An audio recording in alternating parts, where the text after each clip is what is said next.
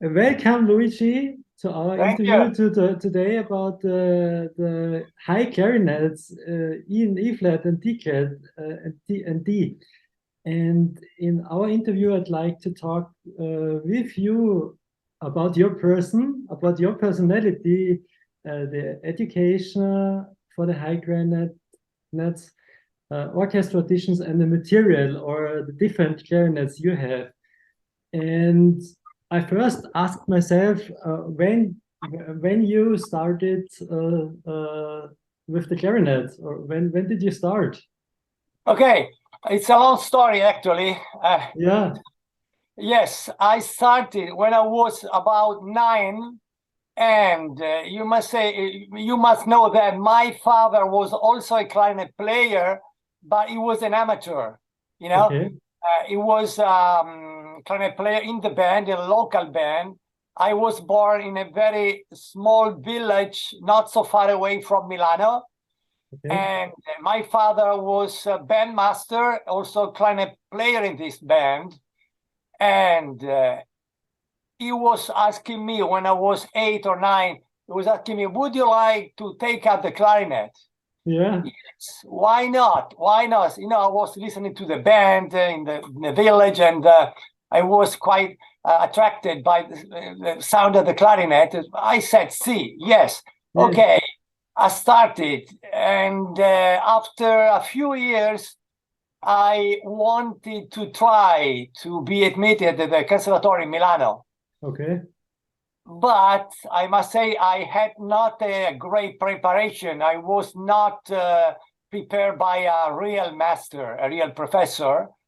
Yeah. But I tried anyway, and I was lucky enough to be admitted immediately. Nice. Yes. So about the piccolo clarinet, Yeah. no, actually, in the beginning I was playing on a standard B flat E clarinet. flat. Yes, and I must say that I'm not a real specialist on the E flat. I am fond of E flat clarinet and the piccolo clarinets in general, but I'm not a specialist. I don't play in an orchestra, but I had quite a few experiences playing on an E flat and D and a few instruments. And I also like to collect clarinets. I Yeah. must say I have a collection, I would say, not very big, but not very little. It's about 250 clarinets. Wow, that's amazing. Okay, on average, it's a big clarinet collection. Of course, it's a big Yeah. clarinet collection. In But the video, we see some of your clarinets on the chair you have yes, but prepared in the back.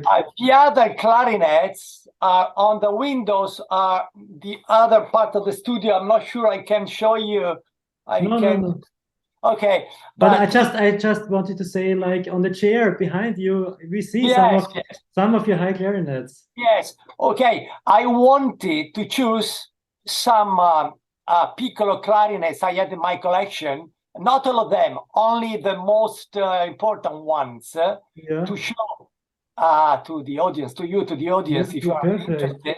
Yeah, of course. And yes, so I must continue my explanation about how I started on the piccolo clarinets. Yeah, when did you study?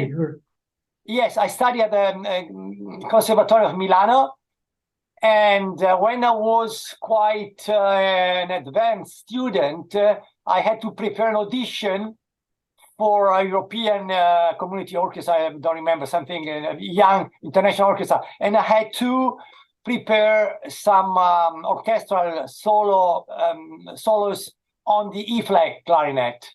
So I wanted to take up the E flat clarinet, and my father decided to buy me an instrument, of Wow. course, and he bought for me a buffet clarinet. So Okay. I must say that I like very much the German system clarinet, and I am able enough to switch from the French system to the German system. In fact, every day I would practice both systems, Okay. French and German system. And actually, in front of my students at the Conservatory of Milano, where I teach, I play on the, of course, on French system. I play with reform boom. I have a Fritz Wurlitzer reform boom clarinet. Okay. But my favorite sound is on the German system. And if I have to make a recording or to play in an orchestra, maybe a classical or romantic repertoire, I do prefer to have my German system clarinets. And yes, and I have, you know, plenty of German system clarinets. I have some Wurlitzer, Übel. I have also Hammerschmidt, Frank Hammerschmidt. Yeah. I have very old Kochtan. You know, that's a pre-Hammerschmidt clarinet. Okay, wow. Yeah. When did you start collecting all these instruments? Yes, it was. Some things started back, I would say 25 years ago, because I had a friend from Czech Republic. It was then it was Czechoslovakia, and he was collecting some early clarinets, boxwood clarinets, and he decided to make me a present, and he gave me 2 early clarinets for free, you know, 2. Okay, wow, yeah. Yes, just coming from Bohemia. Mm-hmm. About, I would say, 1850, mid of 19th century. So from then, I decided to buy some more boxwood clarinet just to start up a collection.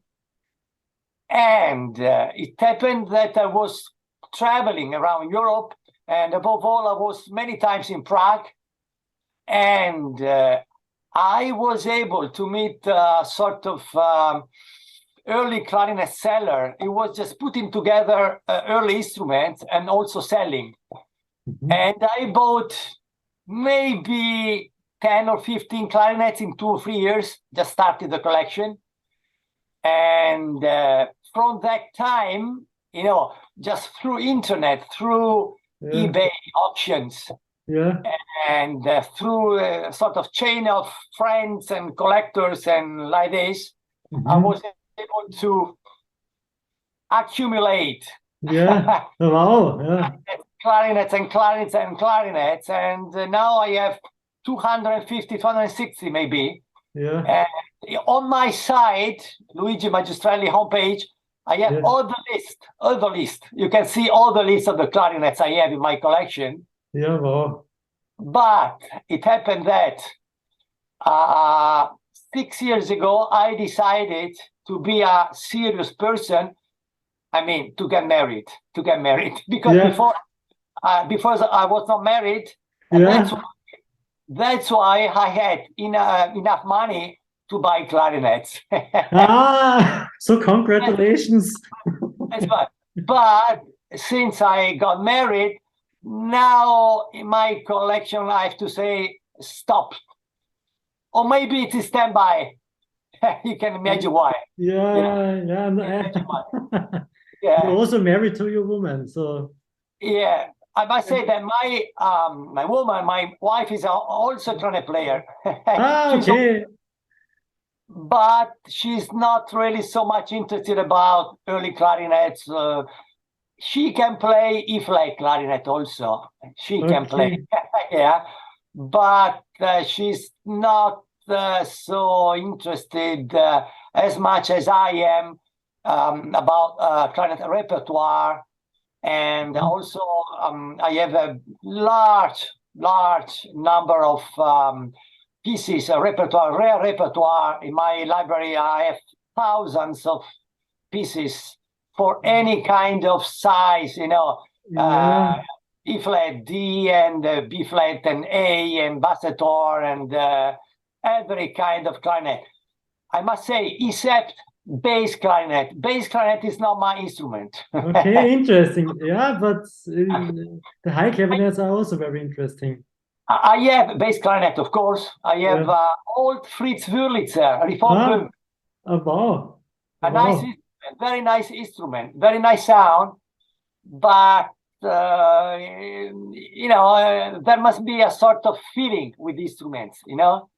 Yeah. And I have more feelings using E flat, High C, clarinets. yeah, like you, of course, yeah. Yeah. I listened to your wonderful CD, to your recording with the piccolo flute, D clarinet, and so. Did you also play a German system or reform? No, you have that. It is. I can show this one.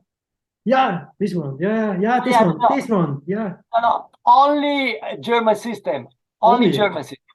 Because I have also two buffet E flat clarinets, two buffet. Okay. One from the 80s and one from beginning of 20th century. You know, 1920. Okay. Wow. A nice buffet, but you know, I feel more comfortable on the German system. And if you want, I can just put on my CD player two small pieces, two short pieces from this CD. Yeah, please. If you, let's. If you want to, we can do it. Yeah. For example, there is a piece, the second track. Luigi Maria Viviani was a known composer from the 19th century, mid 19th century, Viviani, and he composed some ballet music. Mm-hmm. And there is a solo part of E flat in this ballet, very funny, you know, very amusing solo, not so long, quite short, but really very brilliant. I can make them. Yeah, please show us. Okay.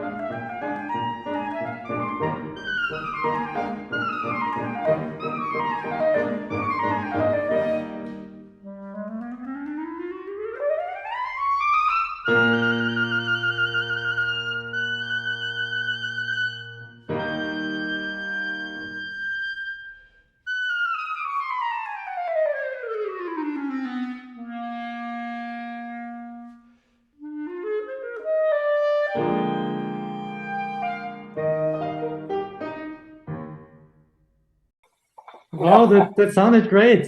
Sounds great. Oh, thank you. I used my Übel instrument. Okay, that's interesting now. Yeah. Yeah, which is this one. Yeah. It's an old Übel from the 60s or 70s, I think. Okay, interesting. And the Übel sound, I think, is a little bit thicker than the Wurlitzer or Euler instruments. Yeah. I made the same experience. We also in the orchestra have Uber instruments, and they have a bigger sound. Yeah, darker sound. But also the Hammerschmidt. Are you using a Hammerschmidt clarinet? Yeah, now I play Frank Hammerschmidt. Before I played, before I also played Ottmar Hammerschmidt and also Wurlitzer. I also played Wurlitzer before, but now I play Frank Hammerschmidt. Yeah.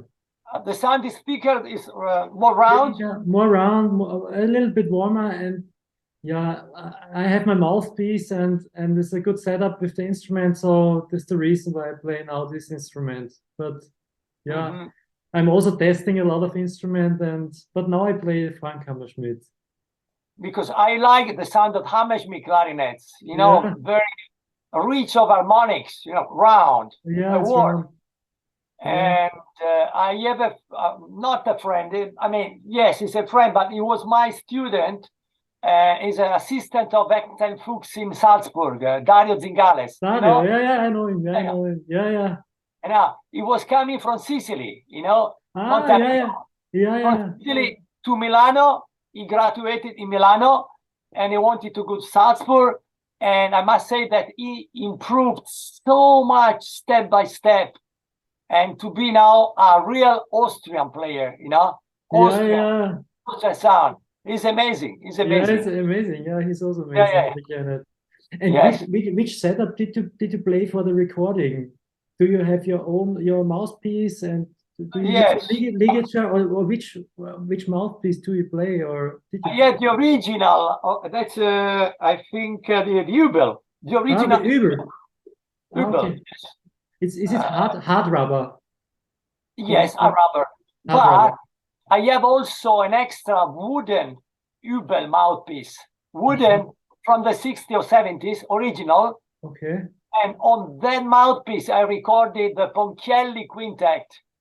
Ah, okay. And also the Bassi duo, Bassi from Sonambula. Yeah. I know. Yeah, with this mouthpiece. And why the wooden mouthpiece, which is a more compact sound. Okay. But not so easy. Not so easy to find the right reed, Wood is very delicate. Yeah. Which reeds do you use? Do you have your B flat clarinet reeds cut at the end, or do you or? Yes.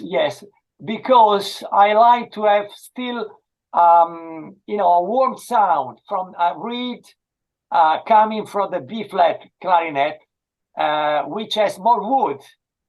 So sound can give you a better result. I think I just cut and also do that. I think.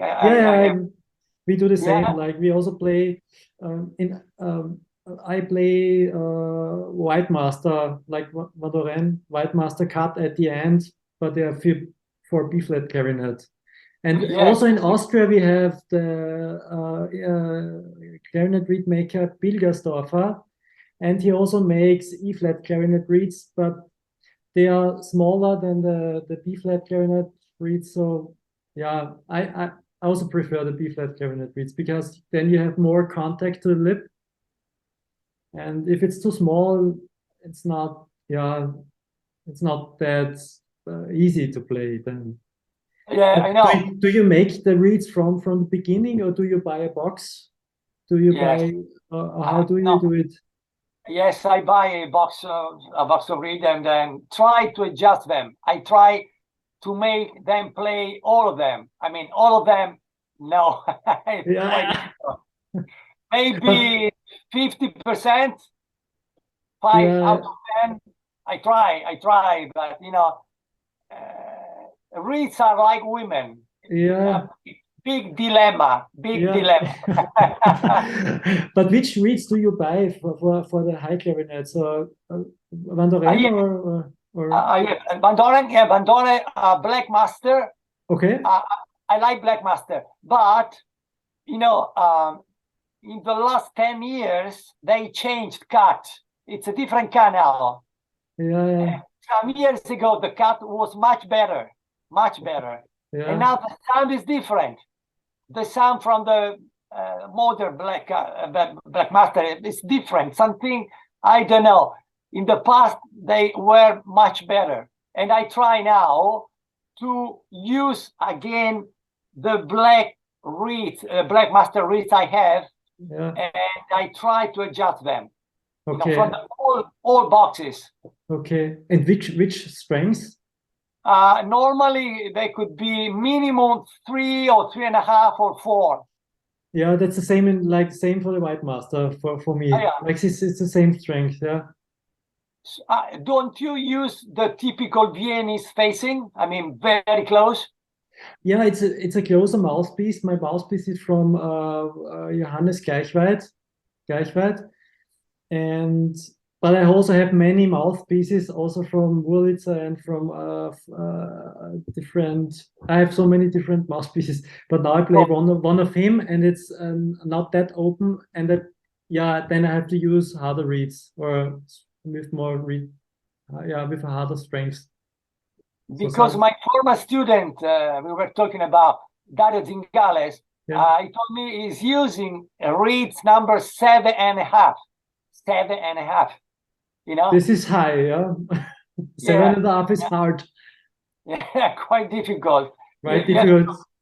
Use a different emission, different way, blow and diaphragm, and maybe the mouthpiece of him is more closed. Then you need a stronger reed.